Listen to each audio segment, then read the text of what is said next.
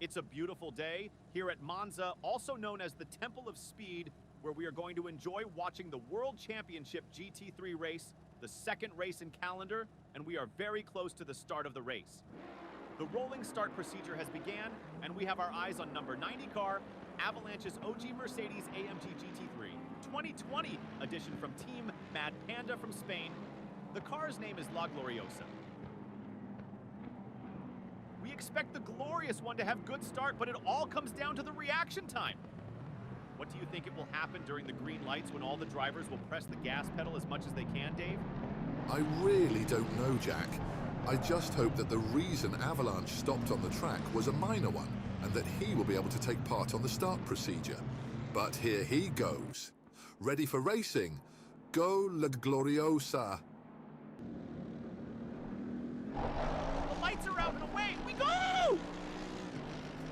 Position 1 and 2 are very close, and it's going to be very tight in the chicane that is coming to the end of the straight. Avalanche had a great reaction time, and it seems that he is going to be the first in the chicane. Oh my God! They touched! It looked like both drivers were moving a lot on the braking. Number 14 car, Frank Miller, took the escape route and will rejoin track after having the contact with Avalanche's Mercedes. Avalanche had a great exit from the chicane, and he is now hurling towards the second chicane, leading the race, and having behind number 2, McLaren drove by Alessandro Grandini, the Italian driver who last year had 4th position in the championship. The Mercedes of Avalanche had a bit of dancing on the braking zone, but managed to pass with ease on the second chicane, and now he is enjoying that traction that he has from all the rubber that was laid earlier on the Monza track by those junior GT cars that raced on the GT Junior Championship League that has its main role to provide GT series with qualified and talented drivers, and to prepare the track for the main GT race by laying rows of precious rubber on the racing surface. Heading towards the 8th and 9th succession of turns, we have Avalanche in first position. Second place is occupied by Alessandro Grandini in his 2019 McLaren GT3, and on the third place we have Frank Miller, and the pack is spreading out as we move backwards into the field.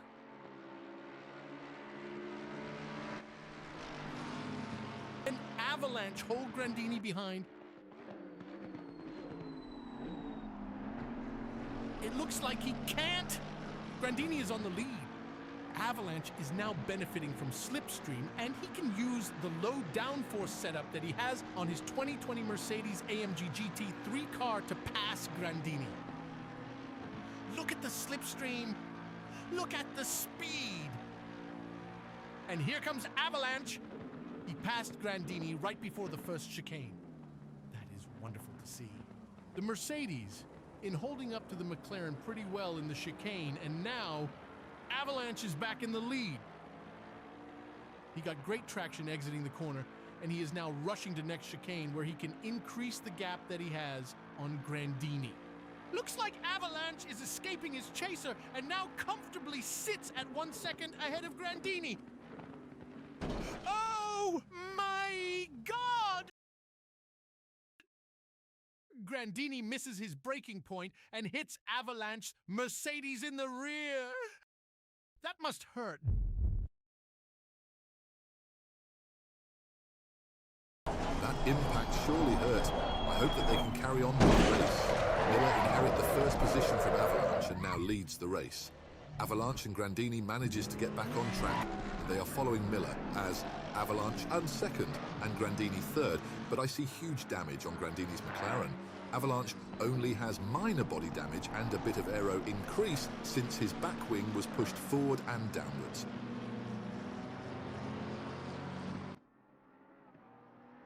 Let's have a lap with Avalanche's 2020 Mercedes AMG GT3 version and hear that superb roar that the Mercedes is producing.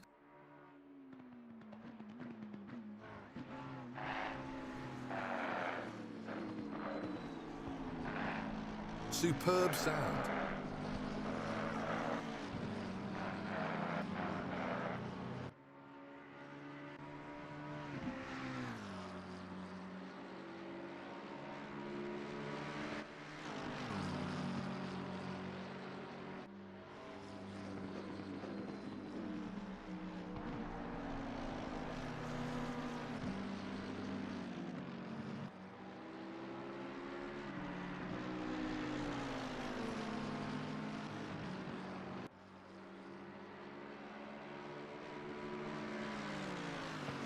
Incredible race pace.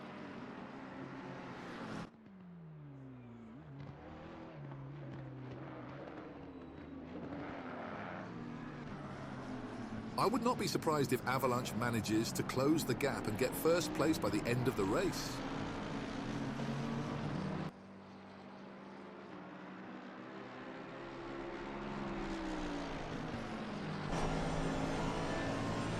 The gap to leader is now 1.4 seconds, but Avalanche is looking fast on the first sector and heading towards the second chicane.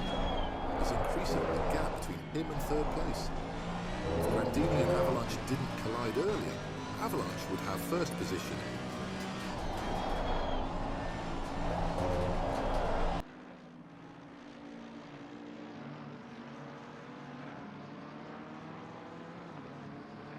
Yes, it was bad luck for both racers, but good luck for Miller, who is on the lead. Avalanche has a lot of work to do if he wants to get back into the lead. There is always the fuel aspect that he has to have in mind, and I think that he already started to save up bits and bits of fuel wherever he can, so he will not run out of fuel before the checkered flag. From now on, it's an endurance race where fuel, tires, temperatures, and conservation, but also consistency, are playing a huge role in ending on podium or DNF.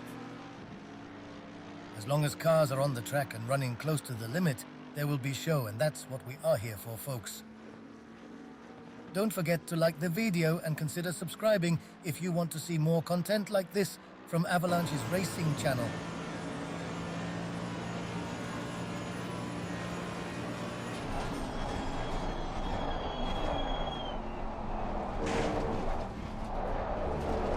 Looks like the time between Miller and Avalanche is stagnating on 1.4 seconds. The damage that Avalanche's AMG took earlier is not helping him in reeling in his opponent.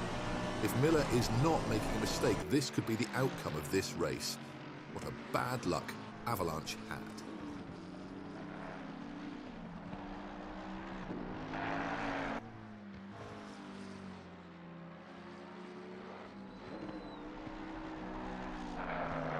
If Avalanche finishes in second place, he will remain first in championship, but his advantage will be only 5 points in front of Miller, who had an accident last race and finished the race on 17th, out of the points.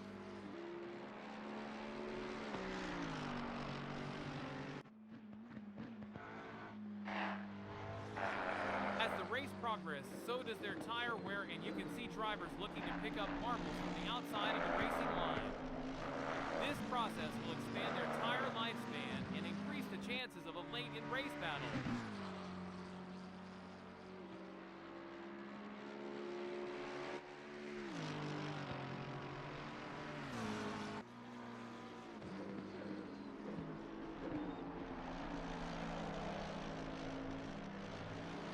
You can feel the pressure in Avalanche S racing style, and if you pay a bit of attention, you can see how he is braking later every lap due to light car and warm tires.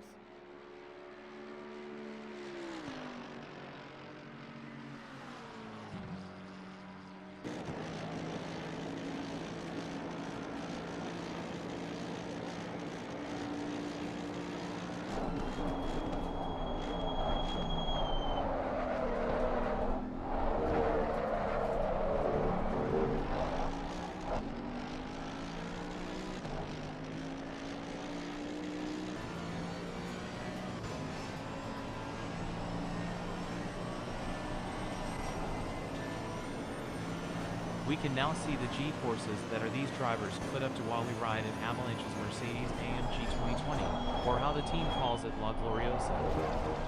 Look on how much Avalanche is working on those corners and how the car bounces and moves.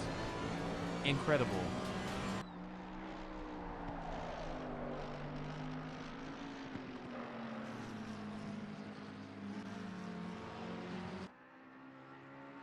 We reach the middle of the race and we have Miller in first position, Avalanche in second.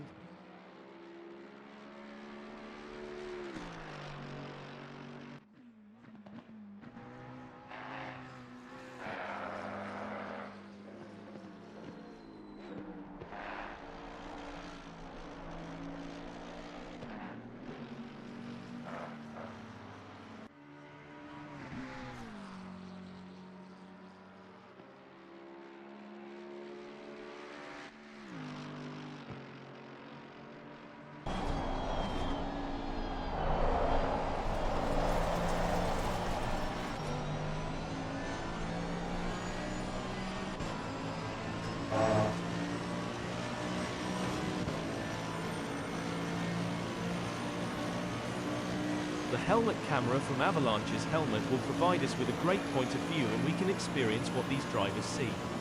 This being a sprint GT race, there is no need for a driver change, but if it would be an endurance race, the car would have 2 or more drivers each having a specification on the wheel and seats so they will fit in comfortably, but also maximizing their view over the track.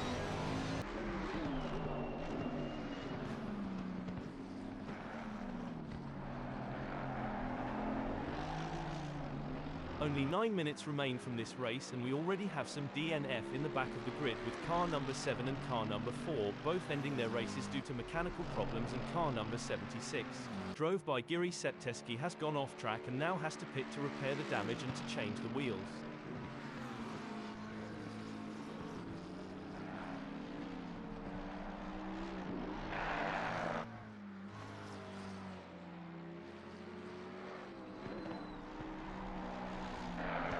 The leader has pulled away from Avalanche and the grid looks like it has freeze, with no grid position swap happening, beside Giri being passed by drivers who are passing the pit lane area.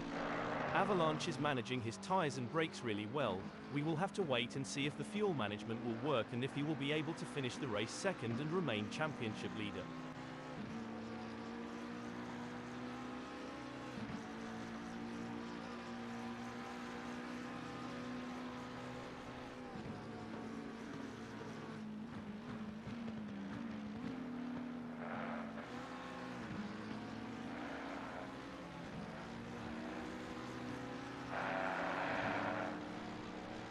As we are having this cool helicopter camera view, we can observe how Avalanche is using the whole track surface and tries to enter and exit the corners as smooth as he can. By this time in race, and considering it's a sprint race, I think that he is lift and coasting a lot on corners to save fuel for the end of the race.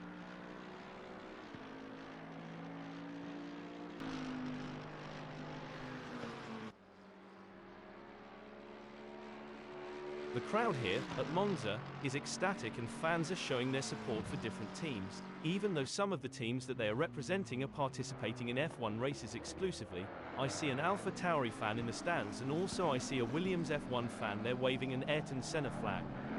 People are appreciating motorsport in any form.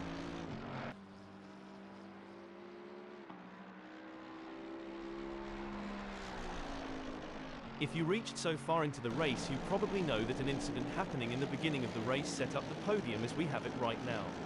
A little misjudge from Grandini in the second chicane resulted in him colliding with that time race leader, Avalanche, and both losing precious time beside the body and aero damage.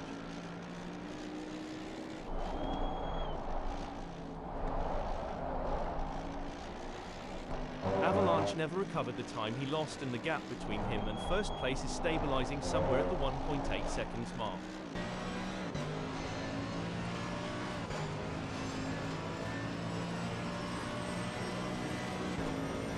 Pure racemanship and racecraft from Mad Panda's driver, Avalanche, in his attempt to gain back first place. Miller had a clean and nice race since he got the lead from Avalanche, and now does the manage game, where he has to manage tyres, brakes and fuel until he sees the checkered flag.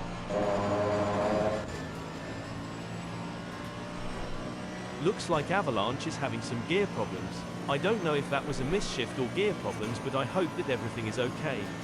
So far seems fine. Let's watch and see on the next fourth gear shift if he will still have problems or that was just a misshift.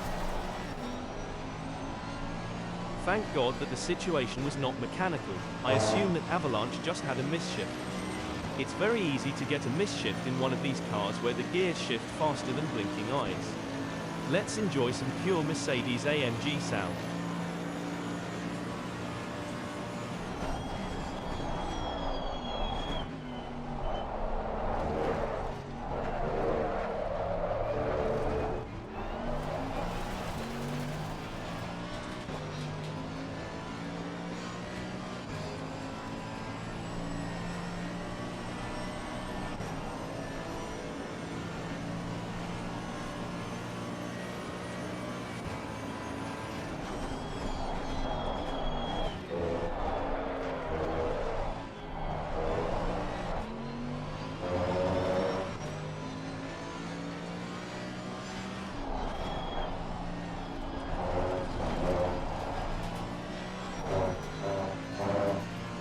These last minutes are critical since the cars are running on fumes, are very light, tyres are having less and less grip, and the fatigue on the drivers has to pay a toll.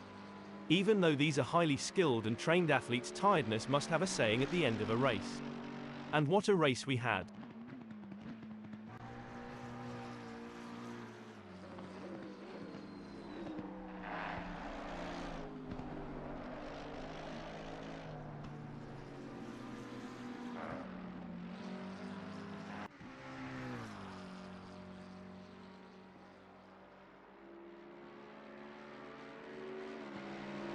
We are entering the last lap of the GT World Championship Series provided by Avalansa OG in partnership with Assetto Corsa Competizione, and the podium is locked in if none of the podium races aren't doing anything to ruin their whole race. I can see a back marker, car number 45, driven by Norbert Lane, the Australian driver from Bone 2 Pick Racing Team with his 2019 Ferrari LaFerrari, and I think the problem is that he ran out of fuel. Let's hope that the podium contenders are not in the same situation as Norbert.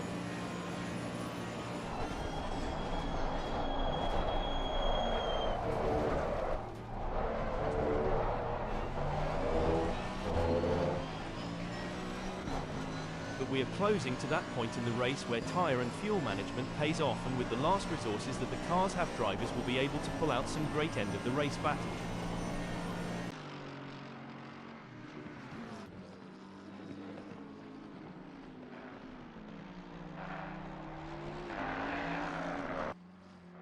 Hold on to your hats because we are entering the final lap of the race and the situation is very close to a changeover.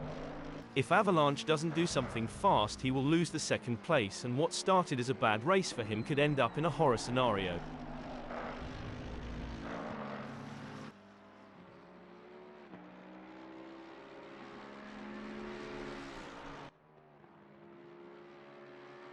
Let's hope that he will not run out of fuel and that his tyres are in good condition to end this lap.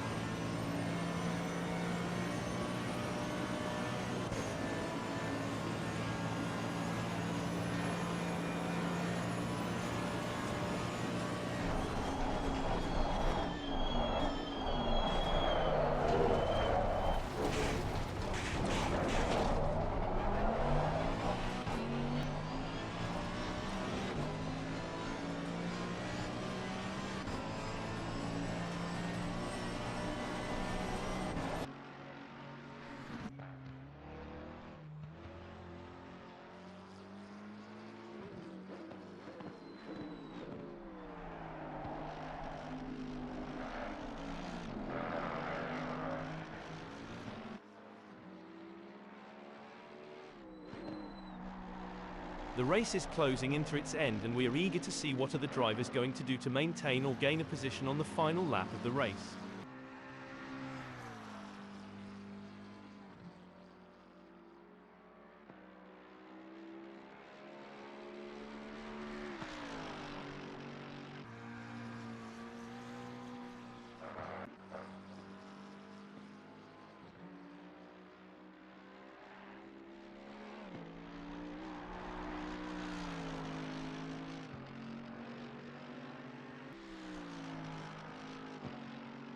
Here it is, ladies and gentlemen. We are cruising with Avalanche in the final corner before the finish line, and we have Frank Miller in first place, Avalanche in second, and on third we have Grandini. What a superb race. What a display of skills, folks. Thank you for watching. Don't forget to like, share and subscribe the video for more GT races from Avalansa OG.